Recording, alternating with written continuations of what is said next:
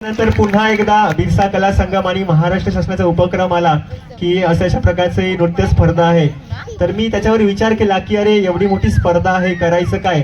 मला माहित आहे की आपल्याकडचे खूप आदिवासी कलाकार आहेत, पण मात्र त्या ठिकाणी त्या रंगमंच काय असणार आहे, तिथे सादरीकरण कसं असावं, स्टेजचं कसं यूज करावं, त्याच्याबरोबर एक्सप्रेशन काय असाव्यात, ह्या गोष्टी आपल्या कलाकारांना माहिती नाही. म्हणून त्या ठिकाणी विचार केला तर हा सगळा ग्रुप आपण त्या ठिकाणी तयार केला. एकाच गावातील कोणीच नाही आहे, प्रत्येक पूर्ण बघितलं ही पूर्ण पालघर जिल्ह्याची टीम आहे, ही एकत्र केली आणि एका दिवसात नाही पॉसिबल आहे. आम्ही जवळजवळ 20 महिना घालवला आहे. आम्ही खूप मेहनत घेतली, प्रॅक्टिस केली आणि ज्या दिवशी स्पर्धा होती त्या दिवशी तर अक्षरशः आम्ही झोपलो पण नाही, फक्त 2च तास झोपलो. रात्री 3 वाजेपर्यंत आम्ही सराव केला. सगळे झोपले होते. रात्री 3 वाजता सराव केला. 3 वाजता आम्ही अक्षरशः सगळ्यांना शिव्या दिल्या, सगळ्यांना भांडला. खोटं असेल ते विचारा त्यांना. मी का भांडलं का, आता आपण एवढ्या लांबून पालघरहून नागपूर या ठिकाणी आलोय, तर आपल्या नक्कीच पालघरकरांची जी आशा आहे ती आपल्यावर असणार आहे. कारण त्यांची खरोखर आपण जर गेलो तर पालघरचं नाव मोठं होणार आहे. तिथे मला ओळखणार नाही तर कोणाचा नंबर आला तर पालघरकरांचा नंबर आला. आणि ते खरोखरच महाराष्ट्रात मी अक्षरशः शिव्या दिल्या सगळ्यांना भांडलं की आपण कशासाठी आलोय, इथं मजाक मस्ती करायला नाही आलोय, आपण इथे या ठिकाणी आपली संस्कृती दाखवायला आलोय. सगळ्यांना भांडलं तर सगळ्यांना खरोखरच त्याचं लागलं. मी नंतर त्यांच्याकडे सॉरी पण मागितली. जेव्हा सगळी स्पर्धा झाली, बक्षीस आलं, तेव्हा मी सांगितलं, सगळ्यांच्या डोळ्याला पाणी आलं की मी याच गोष्टीसाठी तुम्हाला भांडत होतो आणि त्या सिद्ध झाले. नंतर सकाळी पहाटे 5 वाजता उठलो. विचार करा, 3 वाजता झोपलो आणि पहाटे फक्त 2च तास झोपलो. पहाटे 5 वाजता सगळ्यांना उठवलं, स्वतः उठलो. सगळ्यांच्या बेलच्या रिंग होते ते सगळ्यांना डोरचं वाजवले, उठा उठा आपल्याला जायचं आहे. सकाळी अर्धा तास वॉर्मअप केला. वॉर्मअप केल्यानंतर पुन्हा 6 वाजेपर्यंत पूर्ण मी सराव केला. 6 नंतर लगेच सगळ्यांना आंघोळ करायला सांगितली, तयारी करा. कारण लुगडा आपल्या सुडका नेसवायला कोणी नाही, फक्त लक्ष्मीलाच जमत होतं, दुसरं कोणाला जमत नाही. सगळ्यांना सुडका नेसवण्या, सगळ्या गोष्टी तयार करणं, खूप वेळ मेहनत घेतली सगळ्यांनी. आणि तिथं गेल्यावर स्टेजवर गेल्यानंतर पुन्हा एकदा आम्ही बॅक स्टेजला पुन्हा एकदा सराव केला आणि त्या सरावाचा पुरेपूर फायदा झालाच आम्हाला. पण त्या ठिकाणी विशेष म्हणजे काय, आपल्याकडचे खूप सारे डान्स होते, ढोल नाच होते, त्याच्यानंतर कांबड नाच होते, अजून अनेक होते. पण सांगतोय तसं की त्यांना स्टेज कसं यूज करायचं, एक्सप्रेशन कशा द्यायच्या, ह्या गोष्टी कमी पडल्या. त्याच्यानंतर सादरीकरण आपण काय केलं किंवा आता विशेष म्हटलं तर तारपा नाच कधी साजरा केला, तो ही माहिती परीक्षक जेव्हा विचारायचे ही माहिती आपल्याला, कारण हा मुद्दा महत्वाचा होता. तिथे बोलणं खूप महत्वाचं होतं. ते बाबतीत बाकी कलाकार कमी पडले. त्याच्यामुळे साहजिकच हा विचार करून आम्ही हा सगळा ग्रुप तयार केला आणि नक्कीच त्या ठिकाणी आम्ही पालघरची आपली संस्कृती, आपली जी आदिवासी कला संस्कृती आहे दाखवण्याची आम्हाला संधी मिळाली आणि त्याचा पुरेपूर फायदा घेतला. आणि त्या ठिकाणी आपलं आमचं तर नाहीच, आपलं पालघर जिल्ह्याचं नाव खरोखरच मोठं झालं. पूर्ण महाराष्ट्रात फक्त जे नाव आता गाजलं ते फक्त पालघर. कोणी नंबर गेला तर पालघर. ते नागपूरवाले सांगायचे की मागच्या वेळेस पण आले तेव्हा पण बोलतो पालघरवालेच नंबर घेऊन गेले, आता पण आले, तुमच्याकडे आहे काय. तर माझ्या आमच्याकडे जे आहे रिअल आहे ते आम्ही तुमच्या समोर प्रेझेंट करतोय. तर अशा प्रकारची माझी ओळख मी करून दिली.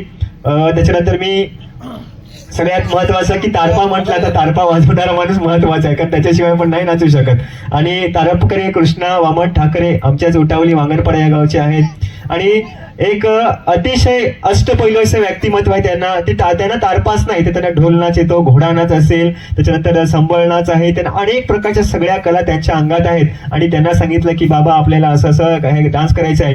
त्यांनी कुठलीही आशा ठेवली नाही, मी येणार तुमच्यासोबत. म्हणजे अगदी पोटामध्ये काही नाही पण तरी पण ते आमच्यासोबत प्रत्येक दिवस आले आणि त्यांनी कधीच सांगितलं नाही की अरे मला हे नाही, मला ते नाही. तर खरोखरच त्यांच्यासाठी जरा जोरदार टाळ्या वाजवा कृष्णबाबांसाठी.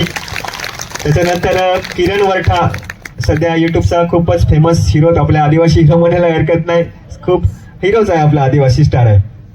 तर बघितलं तर किरण वरठा एक चांगला युट्यूब कलाकार आहे आणि स्वतः मेहनती, स्वतः काम सुद्धा करतोय, स्वतःच्या गाड्या आहेत, त्याच्यानंतर शेती सुद्धा करतोय, म्हणजे सगळी कामं करून गाणी सुद्धा करतोय. आणि गाण्याच्या माध्यमातून आपली संस्कृती आहे, जी जुनी गाणी आहेत ती पुढे नेण्याचं काम करतोय. किरण वरठासाठी एकदा जोरदार टाळ्या होऊन जाऊ द्या. राजेश मासमारे कोणी ओळखत नाही, राजेबाबूच्या नावाने ओळखतोय.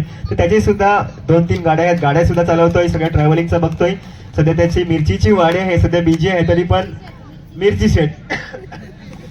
सेट सगळं करून पण तो सध्या काही दादा आपल्याला असं जायचं आहे आणि चला या ठिकाणी आलोय. त्याच्यानंतर अरुण काकडे या ठिकाणी आहे, तर तो सुद्धा युट्यूबर आहे आणि एक बघितलं एक विद्यार्थी सुद्धा आहे आणि आपल्यासोबत या टीम मध्ये जॉईन झाला, त्याच्यासाठी पण आपण जोरदार टाळ्या वाजूया.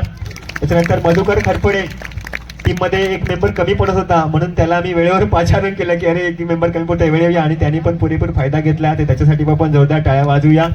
त्याच्यानंतर आपण साईडला जाऊया. प्रीती भोये एक युट्यूब कलाकार, ती सुद्धा चांगल्या ठिकाणी एका कंपनीमध्ये कामाला आहे आणि ती सुद्धा सांगितलं आता हे कलाकार एकच ठिकाणी नसल्यामुळे याला सगळ्यांना बोलवून आणणे खूप उशीर होतोय.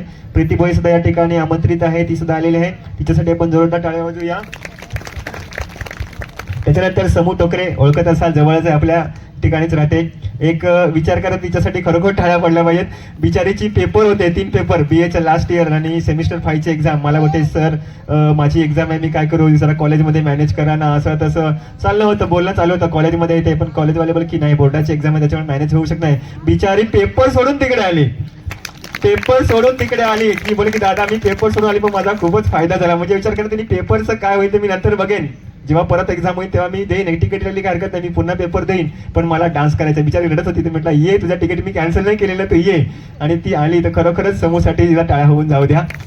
त्याच्यानंतर विशाखा सुद्धा अगदी आपल्या पालघरमधूनच आहे आणि ती सुद्धा चांगली एक डान्सर आहे आणि युट्यूबमध्ये एक चांगले डान्स म्हणून करते, तिच्यासाठी पण आता टाळ्या वाजूया. आणि आणि विशाखाचं सांगायचं झालं तर जेव्हा 10 मिनिटाचा अवधी होता, 10 मिनिटामध्ये डान्स सादर करायचा होता, 10 मिनिटं झाले, सगळं प्रेझेंटेशन झालं आणि तिला चक्कर आली, डायरेक्ट बेशुद्ध झाली ती, तिला काही सुचत नाही. इकडं आमची सगळी धावपळ उडाली, सगळेजण काही काय झालं आम्हाला सुद्धा, मग कोणी हात चोळतोय कोणी पाय चोळतोय, अगदी सगळे घाबरले. मग तिला तोंडावर पाणी मारलं, थोडंसं शुद्धीवर आली, कांदा वगैरे घेतला. शेवटी करावंच लागेल आपले उपचार ते करायला आणि शेवटी मग तिला हॉस्पिटलमध्ये नेलं. बोललो आता दादा मी ओके आहे, सगळे ठीक आहे. म्हणजे विचार करा 10 मिनिटं तिने अशी नाचली की जीवाची फिकीर नाही केली आणि त्याच्याच मेहनतीने आपला तिथे नंबर आला, याच्यात काही शंका नाही.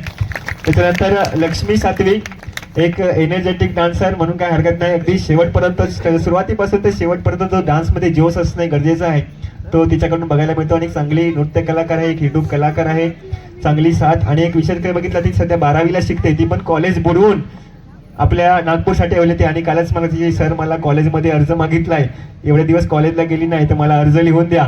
मग तिला अर्ज लिहून दिला, कशा प्रकारचा अर्ज दे आणि कॉलेजसाठी दिला. म्हणजे सगळं हे आपण आमच्या स्वतःसाठी नाही तर आपल्या जिल्ह्यासाठी, आपल्या वारली, आपल्या आदिवासी संस्कृतीसाठी आपण ह्या प्रकारचं एक केलं होतं. लक्ष्मीसाठी जोरदार टाळ्या वाजूया.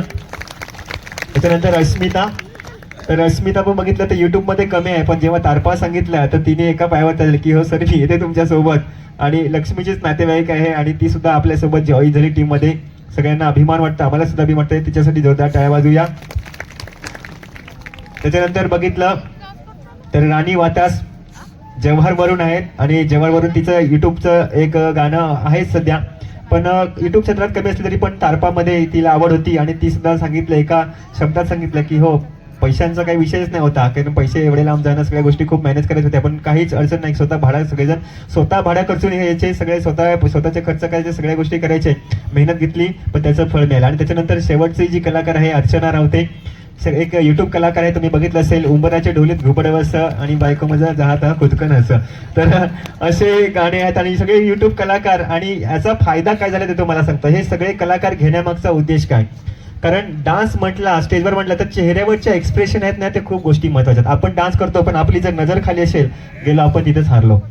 म्हणून चेहऱ्यावर एक्सप्रेशन अगदी सुरुवातीपासून ते शेवटपर्यंत ज्या चेहऱ्यावरचे हावभाव आहेत हे ठेवणे खूप मेंटेन ठेवणे खूप गरजेचं आहे. त्याच्यानंतर एनर्जी, ती ताकद आहे, आपण सुरुवातीला जो डान्स करतो तो शेवटपर्यंत कसा टिकून राहील ही गोष्ट सुद्धा आपण बघितली पाहिजे. त्याच्यानंतर हे एवढं मोठं स्टेज आहे, या एवढ्या स्टेजमध्ये ते कोपऱ्याला जाऊन नाचत असेल तर त्याचं महत्त्व काहीच करणार नाही. म्हणून ह्या सगळ्या गोष्टी मेंटेन ठेवल्या लागतात आणि सगळ्या गोष्टी तिथे प्रॉपर केल्या आणि आज आपल्याला पालघर जिल्ह्याचं नाव महाराष्ट्रामध्ये गाजवायला आम्हाला संधी मिळाली, त्याबद्दल आपल्या सगळ्या पालघरवासियांचं मी सुद्धा धन्यवाद देऊ इच्छितो की त्या ठिकाणी आम्हाला संधी मिळाली. सगळ्यांनी भरभरून असं कौतुक केलं, एक पालघर जिल्ह्याची शान वाढवायला आम्हाला संधी मिळाली, त्याबद्दल सगळ्यांचं मी धन्यवाद देतो आणि या ठिकाणी थांबतो. धन्यवाद. जोहार.